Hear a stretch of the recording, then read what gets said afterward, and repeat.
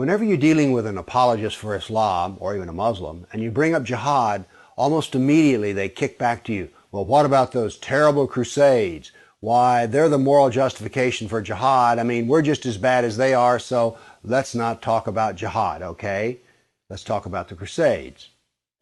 Well, what I would like to talk about here are facts.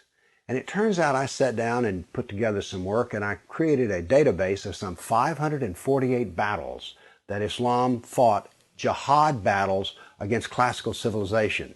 And these aren't even all the battles. It really doesn't say much about Africa and India, Afghanistan and all that. It's primarily the battles against the classical civilization of Rome and Greece. So, 548 battles is a lot, and it's too much to even comprehend. So I created something which I call a dynamic battle map, in which you have a display of the Mediterranean, and a white dot means that this 20-year period, that's a new battle. So every time the screen changes, it's 20-year period. The colors white turn to red, and so you can see a history. This may seem a little confusing, but I think when you see it, you'll know exactly what I mean. And here it starts. Islam burst out of the Arabian Peninsula and immediately starts attacking the Middle East. And notice that it doesn't take long until they're crossing the Mediterranean and attacking southern France and Spain.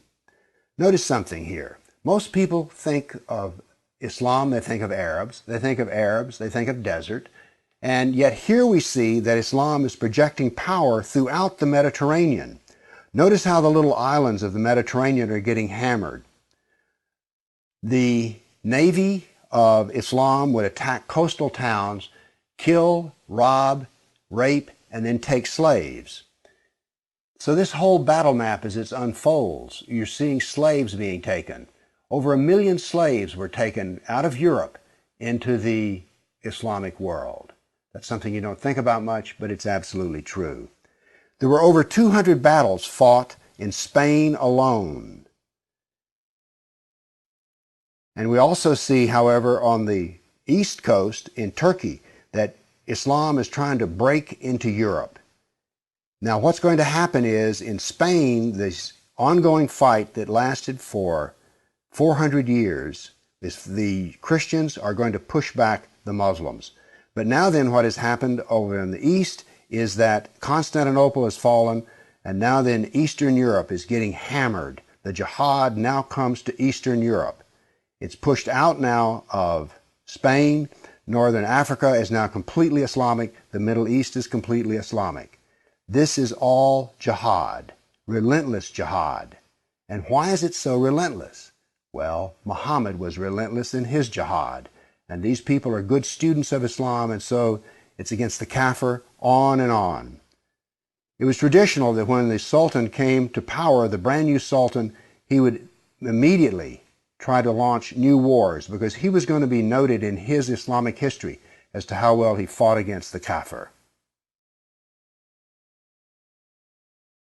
So that's what the jihad looked like over that time period, 548 battles. But remember, when you bring up jihad, people want to bring up the Crusades. So I also prepared a dynamic battle map of all the offensive raids of the Crusaders. Let's watch it and make a comparison.